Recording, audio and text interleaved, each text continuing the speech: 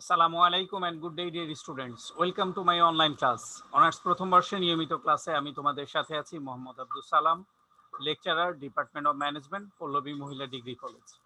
আমরা পড়ছি business introduction to business কোর্সের বিজনেস অর্গানাইজেশন ওভারভিউ, অর্থাৎ অফলাইন ক্লাসে আমরা এটা শেষ করে ফেলেছি। দেন হচ্ছে অনলাইন ক্লাসে আমরা যেটা করছি রিভিশন করছি, রিভিউ করছি। সো অর্গানাইজেশন সম্পর্কে আমি তোমাদেরকে আগেই বলেছি। দেন আমরা অর্গানাইজেশনের কিছু ফিচার অর্থাৎ বৈশিষ্ট্য নিয়ে আলোচনা করেছিলাম। দেন অর্থাৎ লাস্ট আমরা দুইটা ক্লাস করেছি, তো প্রিলিমিনারি ডিসকাশনই হয়েছে। দেন আমরা আজকে যেটা করব সেটা হচ্ছে দেখবো যে ব্যবসায়ের নীতিগুলো দেখবো। দেন আমরা হচ্ছে ব্যবসা সংগঠন প্রতিষ্ঠা করার ক্ষেত্রে কি কি বিষয় রয়েছে সেগুলো দেখবো। তো চলো আজকে শুরু করি।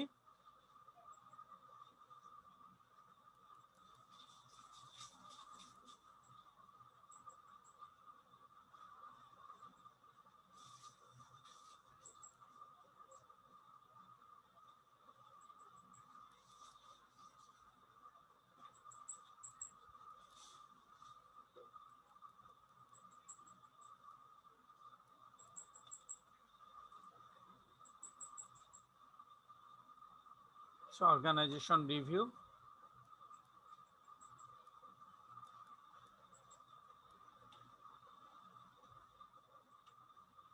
দেন এগুলো আমরা কভার করেছি। সংগঠনের গুরুত্ব পড়েছি, বিজনেস অর্গানাইজেশনের গুরুত্ব, বৈশিষ্ট্য। সো আমরা যেটা হচ্ছে আজকে নীতি নিয়ে আলোচনা করতে পারি। নীতি ফার্স্ট যেটা হচ্ছে যে উদ্দেশ্য নির্ধারণ করা, ফান্ডামেন্টাল যে অবজেক্টিভ রয়েছে, যে প্রত্যেকটা অর্গানাইজেশনের একটা অবজেক্টিভিটি থাকতে হবে। তো দেন আমরা অবজেক্টিভিটি অনুযায়ী যেটা হচ্ছে যে আমরা হচ্ছে অবজেক্টিভিটি নির্ধারণ করলাম, এরপর হচ্ছে কার্য বিভাজন করব। দেন হচ্ছে যে এই কার্য বিভাজন করার ক্ষেত্রে যুক্তিসঙ্গত যে তত্ত্বাবধান পরিসর, অর্থাৎ যারা সুপারভাইজ করবে নীতিটা। এখন আজকে আমরা যেটা করব সেটা হচ্ছে রিভিউ করব। দেন হচ্ছে পরবর্তী টপিক, অর্থাৎ ব্যবসা সংগঠন স্থাপনের পদক্ষেপটা করব। তাহলে নীতির ক্ষেত্রে যেটা দেখো যে একজন লিডার বা আমরা যদি ফর্মাল নেম দেই সিইও, তিনি বা এটা যদি আমরা ফার্স্ট লাইন ম্যানেজারের ক্ষেত্রে হয় বা মিড লেভেল ম্যানেজারের ক্ষেত্রে হয়, তো সেই অনুযায়ী যেটা হচ্ছে যে একটা তত্ত্বাবধান পরিসর থাকে। প্রত্যেকেই হচ্ছে তার একটা স্প্যান থাকে, অর্থাৎ এটা ডিপার্টমেন্টালও হতে পারে, অ্যাকাউন্টস হতে পারে, ফিনান্স হতে পারে, মার্কেটিং হতে পারে। তো এই যে তত্ত্বাবধান পরিসরগুলো, এইটাকে হচ্ছে যে এটা যুক্তিসঙ্গত, খুব বেশিও না আবার খুব কমও না। তাহলে এরপরে যেটা হচ্ছে সংগঠন কাঠামোর সরলতা, অর্থাৎ সংগঠন কাঠামো ইজি একটা অর্গানাইজেশনাল স্ট্রাকচার হবে যেখানে কমিউনিকেশন ইজিলি কমিউনিকেশন করা যায়। অর্থাৎ টপ লেভেল ম্যানেজমেন্ট থেকে একেবারে অপারেশনাল ম্যানেজমেন্ট যারা রয়েছে বা সিনিয়র ম্যানেজমেন্ট থেকে ফার্স্ট লাইন ম্যানেজার যারা রয়েছে তাদের মধ্যে একেবারে সর্বশেষ কর্মীটি পর্যন্ত যোগাযোগ যেন স্মুথলি হয়। এরপরে হচ্ছে দায়িত্ব ক্ষমতা বন্টন প্রপারলি কি করতে হবে, দায়িত্ব দিতে হবে, এবং হচ্ছে শুধু দায়িত্ব দিলেই হবে না, দায়িত্বের ক্ষেত্রে যদি ক্ষমতা না দেয়া হয় সেটা কিন্তু দায়িত্বটা আদায় করা যাবে না। দেন আমরা যেটা দেখতে পাচ্ছি সেটা হচ্ছে আদেশের একতা থাকতে হবে, অর্থাৎ যিনি অর্ডার করবেন অর্গানাইজেশন হায়ারার্কিতে তিনটা লেয়ারে আমরা দেখতে পাই যে অনেক সিনিয়র পার্সন থাকে। তো সেই ক্ষেত্রে কিন্তু একটা ইউনিটি না থাকলে পুরো বিষয়টা এলোমেলো হয়ে যাবে। দেন হচ্ছে সব ক্ষেত্রে চিন্তা করতে হবে ব্যয় যেন কমানো যায়, ব্যয় সংকোচ করা যায়, নেতৃত্বের সুযোগ সৃষ্টি করতে হবে। দেন যারা লিডার রয়েছে তারা যেন তাদের অ্যাক্টিভিটিস বা যা নেতৃত্ব সুলভ কোয়ালিটি যাদের রয়েছে তাদেরকে ফ্রন্ট লাইনে এনে দায়িত্ব দিতে হবে। এই বিষয়গুলো আমাদের টেক কেয়ার করতে হবে, বেসিক প্রিন্সিপালের মধ্যে পড়ে। দেন হচ্ছে নমনীয়তা বা ধারাবাহিকতা, বিজনেস অর্গানাইজেশন হচ্ছে ফ্লেক্সিবল, কারণ এটা যদি রিজিড স্ট্রাকচার হয় তাহলে গ্লোবালাইজেশন কিন্তু ডিমান্ড করে ফ্লেক্সিবিলিটি। একেবারে রিজিড স্ট্রাকচার, কারণ গ্লোবালাইজেশন কিন্তু ইটসেলফ একটা চেঞ্জিং প্রসিডিউরের মধ্যে থাকে। সো এই চেঞ্জিং প্রসিডিউরের সাথে বিজনেস যদি অ্যাডাপ্ট না করতে পারে, ফ্লেক্সিবল না হয়, রিজিড হয়, তাহলে কিন্তু it's too tough to continue. এটা বিজনেস ফরওয়ার্ড করা খুব টাফ হয়ে যাবে। তো দেন হচ্ছে ধারাবাহিকতা, অর্থাৎ বিজনেস যে অ্যাক্টিভিটিস হবে বা ট্রানজেকশন হবে বা বিজনেস যে ফাংশনস গুলো রয়েছে সেটা ধারাবাহিকভাবে করতে হবে। কোঅপারেশন থাকতে হবে। দেন যেটা হচ্ছে যে যেই কাজগুলো করা হয়েছে সেগুলো বিশ্লেষণ করতে হবে, অর্থাৎ এই কাজ থেকে কতটুকু আউটপুট আসলো, এক্সপেক্টেড আউটপুট কতটুকু ছিল, অ্যাচিভড আউটপুট কতটুকু, সেই অনুযায়ী বিশ্লেষণ করে যদি কোনো ডিফিসিয়েন্সি থাকে সেটাকে কি করতে হবে, সেটাকে ওভারকাম করার জন্য আমরা কি করতে পারি, কি মেজার্স গুলো নিতে পারি বা কি স্টেপস গুলো নেওয়া যায় সেগুলোকে বিবেচনা করতে হবে। এরপর হচ্ছে কোঅর্ডিনেশন, সবকিছুর মধ্যে একটা সমন্বয় সাধন থাকতে হবে। দেন হচ্ছে দক্ষ পরিচালনা ও ব্যবস্থাপনা, অর্থাৎ পরিচালনা এবং ব্যবস্থাপনা যদি দক্ষ হয় সেক্ষেত্রে কিন্তু বিজনেস অর্গানাইজেশন রান করা খুব ইজি। পর্যাপ্ত ক্যাপিটাল অনেক ক্ষেত্রেই থাকে না, তো সেক্ষেত্রে যেটা হচ্ছে ফিনান্সিয়াল ইনস্টিটিউশন গুলোর যারা রয়েছে তাদের হেল্প নিতে হবে, তারা যেন পুঁজি দিয়ে হেল্প করে। এরপরে হচ্ছে ক্ষমতা ও কর্তৃত্বার্জন। ক্ষমতা ও কর্তৃত্ব অর্জন হচ্ছে যে ক্ষমতা এবং কর্তৃত্ব অর্জন এটা প্রপারলি ইউজ করতে হবে, যেন পাওয়ারের যেন মিস ইউজ না হয়। এরপরে অ্যাকাউন্টেবিলিটি, অর্গানাইজেশন সার্ভাইভ করার জন্য অ্যাকাউন্টেবিলিটি বা যে কোনো বিষয়ে সার্ভাইভাল কিন্তু অ্যাকাউন্টেবিলিটি না থাকলে কিন্তু দেখা যায় মানুষ তখন স্বেচ্ছাচারিতা, অর্থাৎ একটা স্বেচ্ছাচারিতা চলে আসে, আর স্বেচ্ছাচারিতা চলে আসলে এটা অবশ্যই বিজনেস অর্গানাইজেশনের জন্য পজিটিভ না। সেন্ট্রাল কন্ট্রোলিং, অর্থাৎ কেন্দ্রীয় নিয়ন্ত্রণ, অর্থাৎ নিয়ন্ত্রণ বিজনেস অর্গানাইজেশনের মধ্যে যদি নিয়ন্ত্রণ না থাকে দেন কিন্তু যেই অ্যাক্টিভিটিস গুলো রয়েছে সেগুলো প্রপারলি করা যাবে না। গবেষণা, প্রতিনিয়ত ওয়ার্ল্ড চেঞ্জ হচ্ছে, কনজিউমার নিডস চেঞ্জ হচ্ছে, সিচুয়েশন চেঞ্জ হচ্ছে, সেই অনুযায়ী যদি গবেষণা না করা হয় এটা তাহলে কিন্তু বিজনেস অর্গানাইজেশন সার্ভাইভ করতে পারবে না। কাজে অনুপ্রেরণা পেতে হবে, অর্থাৎ যেই পারপাস বা যেই কাজের ক্ষেত্রে অর্গানাইজেশনটা তৈরি হয়েছে সেই কাজের ক্ষেত্রে স্টাফদের অনুপ্রাণিত করতে হবে। আমরা নীতিটা রিভিউ করলাম। এরপরে আমরা যেটা হচ্ছে ব্যবসা সংগঠন স্থাপনের স্টেপস গুলো কি, পদক্ষেপ গুলো কি, আমরা যদি বিজনেস অর্গানাইজেশন সেট আপ করতে চাই তো সেক্ষেত্রে কি কি স্টেপস, কি কি পদক্ষেপ আমরা গ্রহণ করতে পারি। সো ফার্স্ট যেই স্টেপসটা আমরা দেখতে পাচ্ছি সেটা হচ্ছে অবজেক্টিভিটি প্রতিষ্ঠা করা, উদ্দেশ্য, অর্থাৎ উদ্দেশ্য না থাকলে কিন্তু বিজনেস অর্গানাইজেশন কিন্তু উদ্দেশ্যের কারণেই আসলে বিজনেস অর্গানাইজেশন। যদি মুনাফা অর্জনের উদ্দেশ্যে অর্থনৈতিক কাজ না করে তখন কিন্তু এটাকে আমরা বিজনেস অর্গানাইজেশন বলবো না, বলতে পারবো না। তো সে মুনাফা অর্জনের উদ্দেশ্য নেই, সমাজ কল্যাণের উদ্দেশ্য, অর্থনৈতিক কাজ করতেছে, সমাজের মানুষকে সহযোগিতা করতেছে। এই করোনাকালীন সময় আমরা দেখেছি বিভিন্ন ধরনের সহযোগিতা, তো সেইগুলো কিন্তু বিজনেস অর্গানাইজেশন না, সেগুলো সামাজিক সংগঠন, চ্যারিটি অর্গানাইজেশন। দেন বিজনেস অর্গানাইজেশন হতে হলে ওইখানে কি থাকতে হবে, মুনাফা অর্জনের উদ্দেশ্য থাকতে হবে, আর যেটা হচ্ছে যে অর্থনৈতিক কার্যাবলী হতে হবে। এইটা আমি তো বিজনেস অর্গানাইজেশন হওয়ার জন্য উদ্দেশ্য বললাম। দেন হচ্ছে যে উদ্দেশ্যের ক্ষেত্রে যেটা থাকে অর্গানাইজেশনের, তাদের যে মিশন থাকে, ভিশন থাকে, তারা স্বল্প সময়ের মধ্যে কি করতে চায়, দীর্ঘ সময়ের মধ্যে কি করতে চায়, আসলে তাদের রিস্কটা কতটুকু হবে।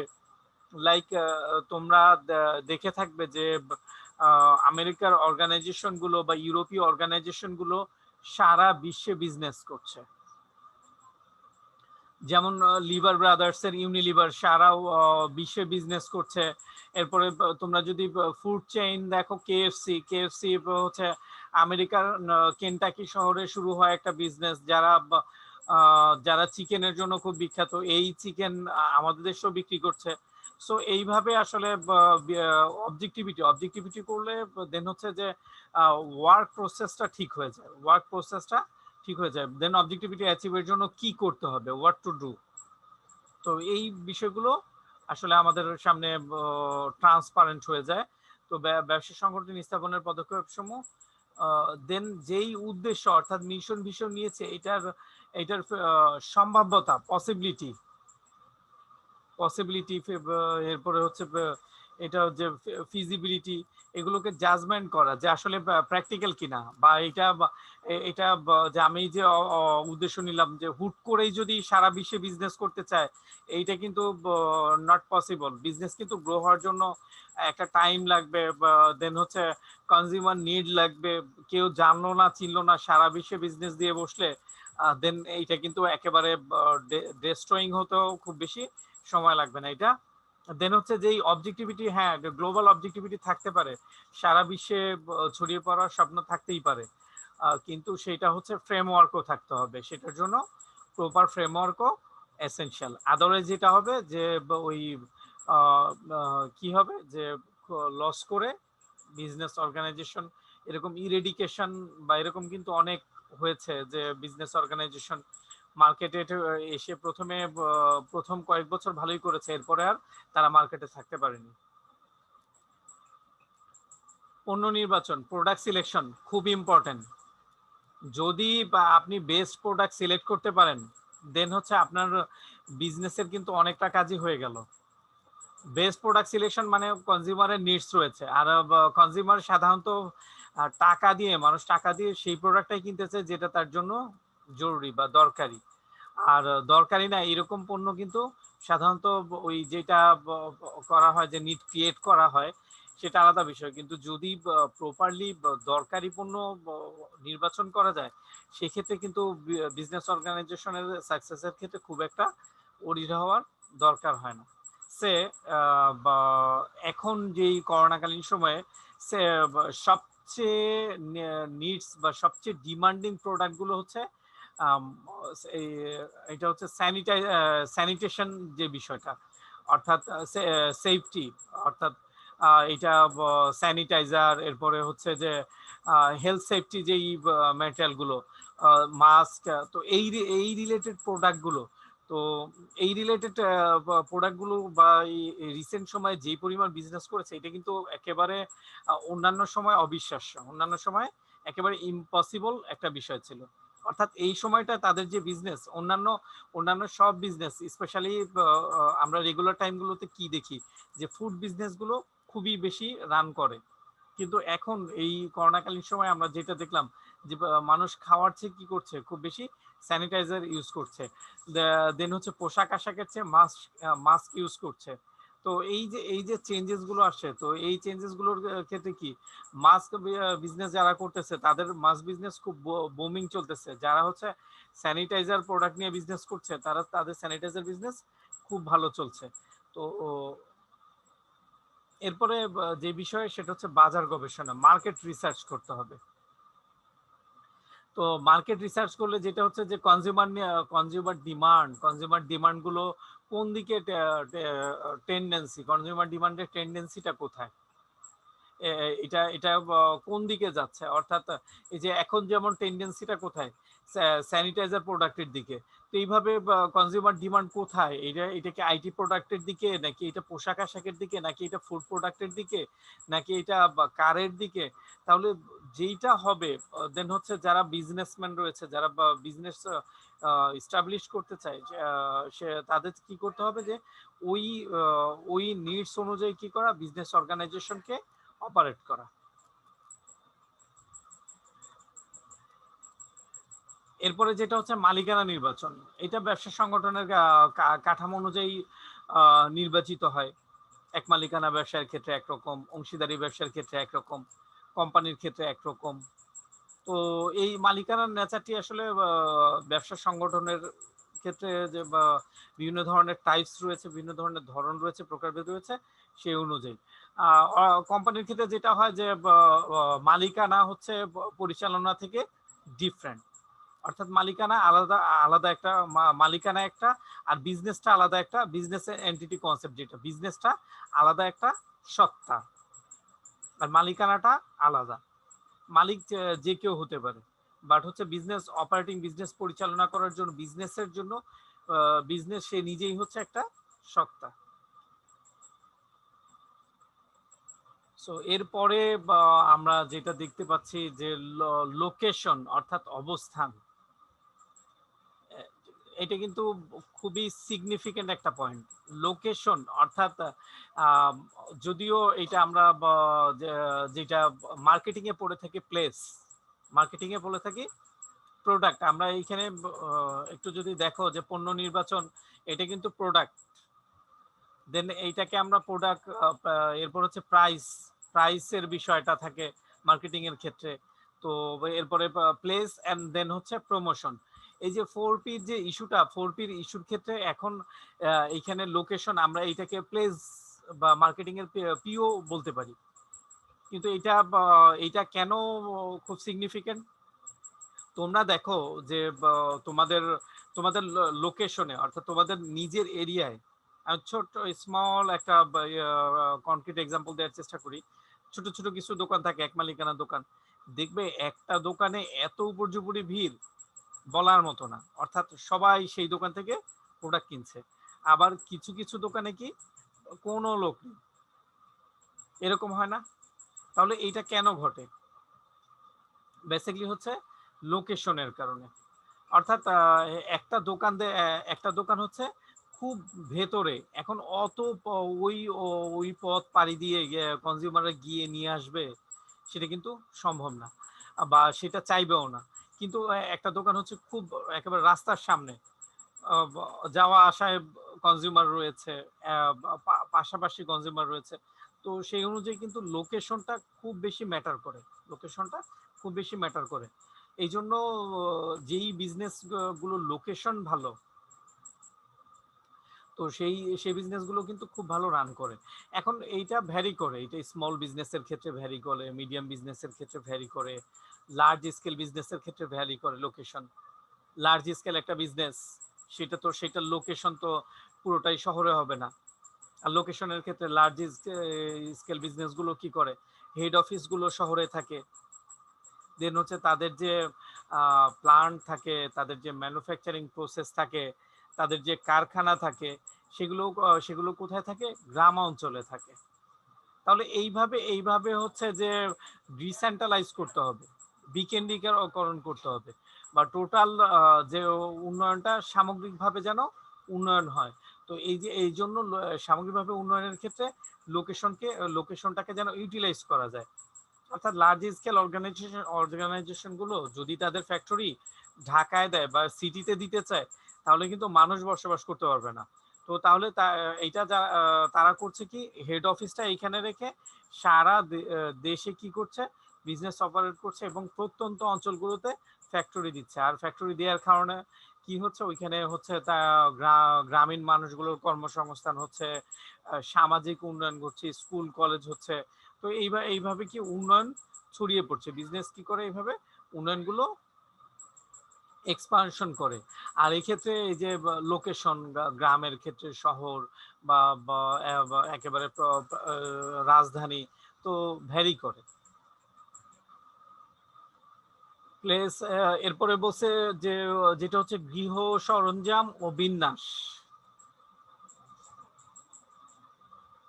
তো এই যেটা হচ্ছে যে সেট আপ করতে চাইলে কিন্তু যখন বিজনেস প্ল্যানিং স্টেজে থাকবে তখন তো কনসেপচুয়াল স্টেজ, প্ল্যানিং স্টেজে যেটা হচ্ছে যে চিন্তা করছে কি করবে।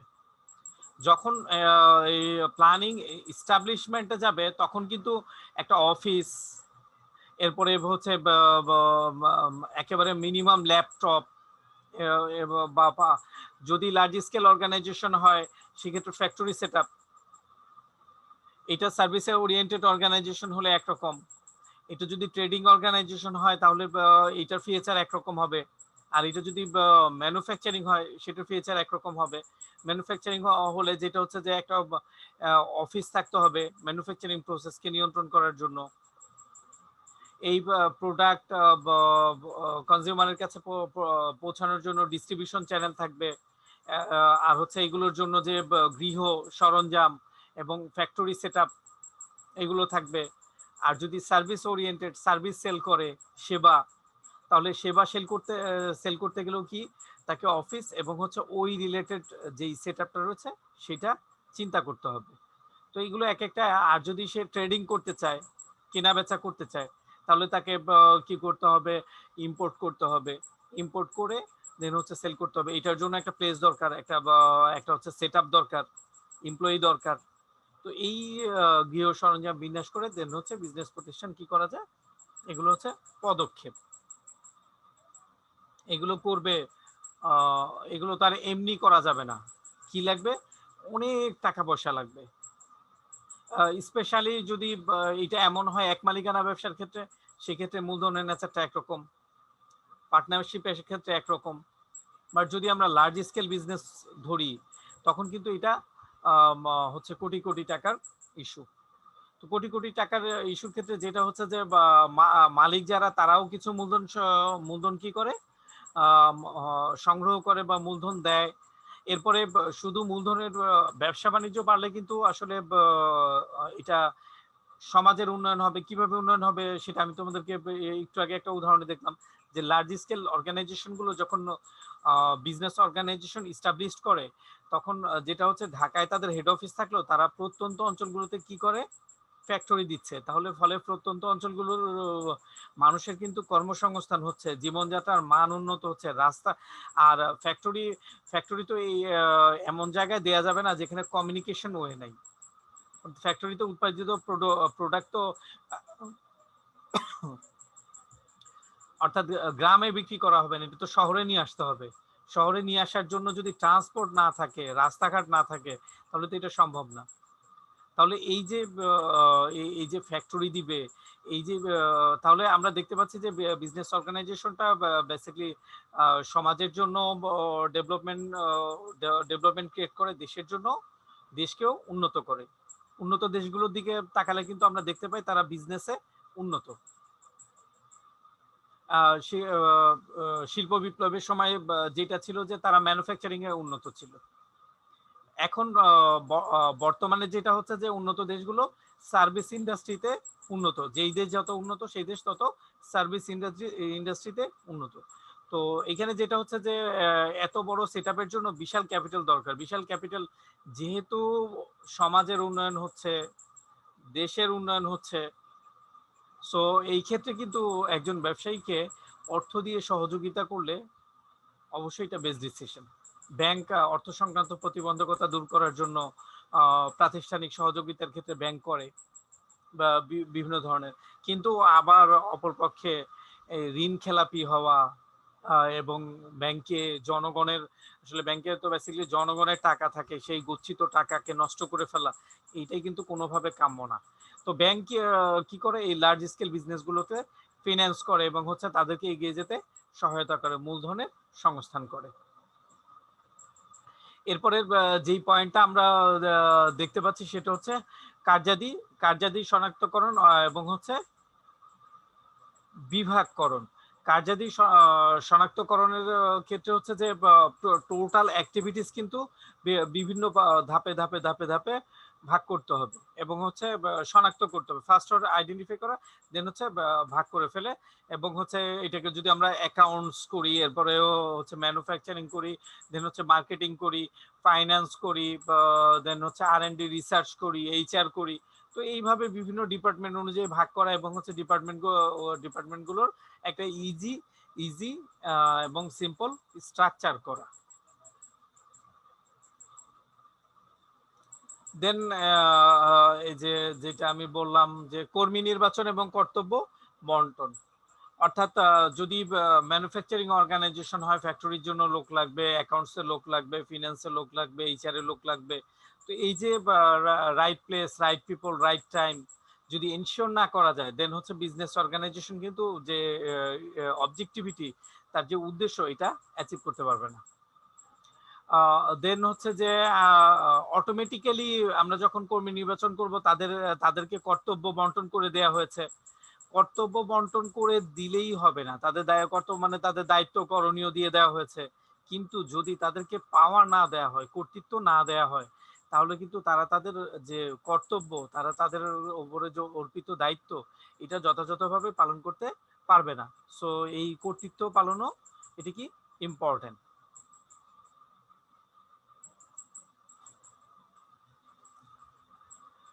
দেন আমরা দেখো যে বিষয়টা পড়বো সেটা হচ্ছে ব্যবসা সংগঠন স্থাপনে প্রভাব বিস্তারকারী কোন উপাদানগুলো প্রভাব বিস্তার করে। সো প্রভাব বিস্তারকারী উপাদানগুলোর মধ্যে যেগুলো রয়েছে, ফার্স্ট হচ্ছে প্রাকৃতিক সম্পদ।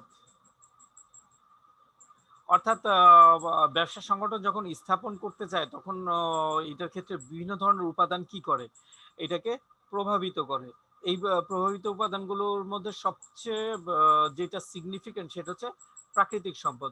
মানুষ বা তোমাদেরকে স্বতঃসিদ্ধ একটা নিয়ম বলি, মানুষ কিছু তৈরি করতে পারে না, মানুষ কিছু তৈরিও করতে পারে না, আবার ধ্বংস করতে পারে না। সৃষ্টি করার ক্ষমতা নেই, ধ্বংস করারও ক্ষমতা নেই। মানুষ যেই কাজটা করতে পারে ট্রান্সফরমেশন করতে পারে, রূপান্তর করতে পারে, এক রূপ থেকে আরেক রূপে নিয়ে যেতে পারে। অর্থাৎ পুরো সিস্টেমটা কিন্তু প্রকৃতির, পুরো সিস্টেমটা প্রকৃতির।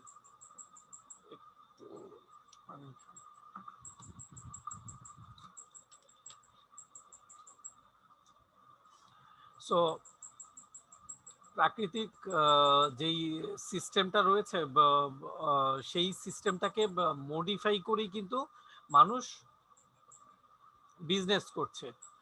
তো খুব সহজ উদাহরণ তোমাদেরকে আমরা দিয়ে থাকি।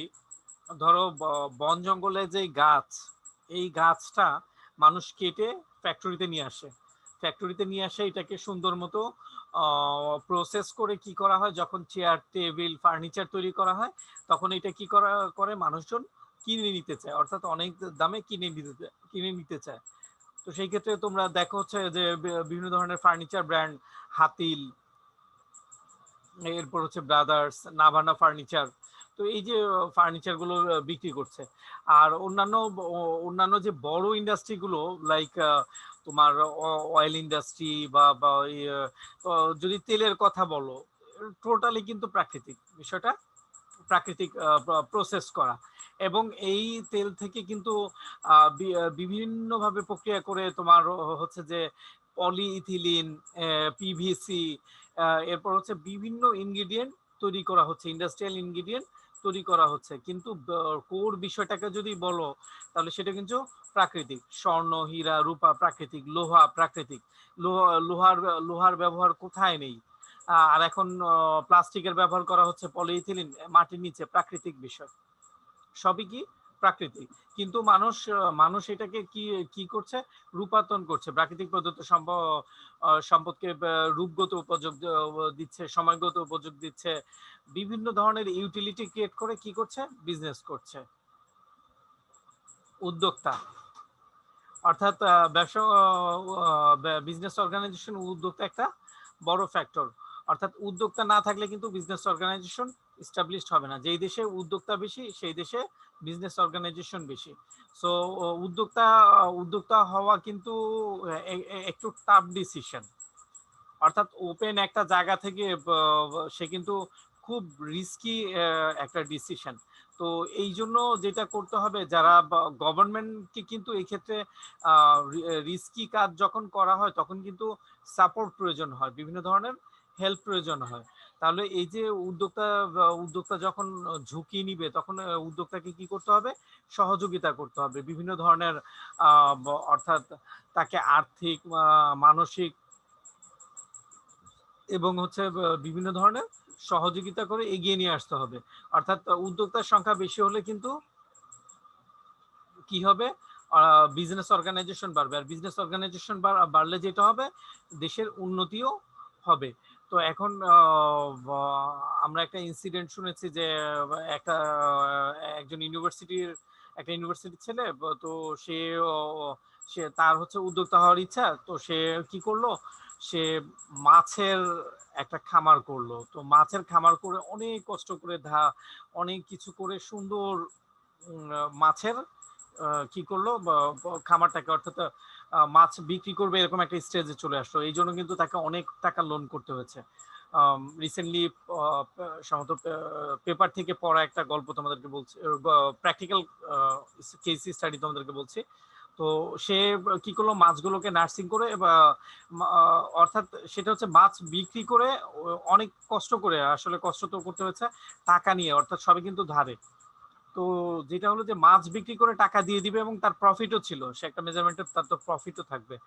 তো এই স্টেজে আমাদের দেশে যেটা করলো মানুষজন, ওই তার যে খামারে বিষ দিয়ে মাছগুলোকে মেরে ফেললো, অর্থাৎ তার যে স্বপ্নকে স্বপ্নকে একেবারে পুরো মেরে ফেলা। তো এই যে এইরকম হলে কিন্তু উদ্যোক্তা তৈরি হবে না। এইভাবে ডিসকারেজ করলে যে এই এই এই ছেলেটা কি করবে, এই ছেলেটা এত কষ্ট করে সাহস নিয়ে উদ্যোক্তা হলো, এখন আসলে এই মাছগুলোকে মেরে কার লাভ হয়েছে? যে মেরেছে সে সে যদি এটাকে কনজিউম করতো তাহলে না প্রফিট হতো, কিন্তু সে তো সরি সেটাকে কনজিউম করেনি, সে কি করেছে এইরকম একটা লোকসান করলো। তো আসলে এটা মানবিকতা বা অমানবিকতার কোন পর্যায়ে পড়বে আমি আসলে আই ডোন্ট নো। তো যেটা হচ্ছে যে উদ্যোক্তাকে সহযোগিতা করতে হবে, এটা সামাজিকভাবে বেসিকলি যারা করেছে তারা যদি একটু চিন্তা করতো তাহলে কিন্তু বিষয়টা অনেক ভালো হতো। চিন্তা আমি যেটা বলতে চাচ্ছি, যদি এই ছেলেটা মাছগুলো বিক্রি করতে পারতো, যাদের থেকে ধার নিয়েছে টাকা দিয়ে দিতে পারতো, সে আরো বড় খামার করত, আর নিশ্চয়ই ওই এলাকায় করত। আর ওই এলাকায় করলে এই এই ভদ্রলোক একা কি সব কাজ করতে পারবে? ওই এলাকার লোকের কর্মসংস্থান হতো, এবং যেহেতু ওইখানে খামার, ওইখানের লোক কম দামে মাছ পেত। সো এই জিনিসটা চিন্তা করতে হবে। লোকসান ওইটা ইন দা শর্ট রান হচ্ছে, মানে স্বল্প মেয়াদে হয়তো নিজের রাগটাকে সাকসেসফুল করা হয়েছে, কিন্তু যে করেছে তার নিজেরও কিন্তু, তার সন্তানও কিন্তু এই বিজনেস, এই অর্গানাইজেশনে, অর্থাৎ তার যে কর্মের ব্যবস্থা, কাজের রিজিকের ব্যবস্থা হতে পারত। সো এইটা কিন্তু আসলে খুবই খুবই চিন্তা না, অবিবেচনা প্রসূত একটা অ্যাক্টিভিটিস। দেন হচ্ছে পপুলেশনটা খুব ইম্পর্টেন্ট, কারণ পপুলেশনের নেচার, তো এই পপুলেশনের নেচার অনুযায়ী কিন্তু সবকিছু ভ্যারি করে। পপুলেশনের নেচার এবং তার নেচার অনুযায়ী তাদের ডিমান্ড ভ্যারি করে, আর সেই ডিমান্ড অনুযায়ী কিন্তু বিজনেস অর্গানাইজেশন গুলো হয়ে থাকে। গ্রামের দিকে একরকম, শহরের দিকে একরকম, এবং হচ্ছে পপুলেশনের এডুকেশন কিরকম, তাদের হ্যাবিট কিরকম, এই জিনিসগুলো কিন্তু খুব বেশি ম্যাটার করে। কারণ বেসিক্যালি বিজনেস অর্গানাইজেশন তো তাদের নিডস নিয়েই কাজ করবে। সব জায়গায় আমরা পাচ্ছি ক্যাপিটাল বা পুঁজি ছাড়া তো বেসিক্যালি এটা ফ্যাক্টরস অফ প্রোডাকশনের একটা big element. Capital, land, labour, capital, organisation, এগুলো ছাড়া তো আসলে সংগঠনই দাঁড়াবে না। এরপরে যেটা হচ্ছে যে শ্রমিকের মান থাকতে হবে, অর্থাৎ কাজের স্ট্যান্ডার্ড থাকতে হবে, এবং লেবার কস্টিং এর বিষয় রয়েছে। তো শ্রমিকের যে মান, লাইক হচ্ছে যে চায়নায় যেরকম কোয়ালিটি, ইউএসএ তে যেরকম কোয়ালিটি, এরপরে জার্মানিতে যেরকম কোয়ালিটি, জাপানে, স্পেশালি জাপানে কোয়ালিটির দিক থেকে সবচেয়ে সেরা হচ্ছে জাপানে যে কোয়ালিটি। সো এই বিষয়গুলো কিন্তু ভ্যারি করে। এক্সপার্টাইজ, তাদের মানটা কিরকম।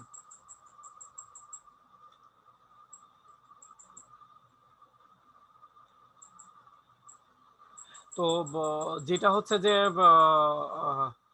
তোমরা এই বিষয়গুলো দেখে আসো। তো আমরা যেটা করলাম, নীতি করলাম, এরপরে হচ্ছে সংগঠনের পদক্ষেপ গুলো করলাম। তো নীতি, সংগঠনের পদক্ষেপগুলো এবং হচ্ছে প্রভাব বিস্তারকারী উপাদান যতটুকু পড়লাম ততটুকু তোমরা দেখে আসো। দেন হচ্ছে নেক্সট ক্লাসে দেখা হবে। আর ভালো থাকো টিল দেন। আল্লাহ হাফেজ। আজকে এই পর্যন্তই থাক।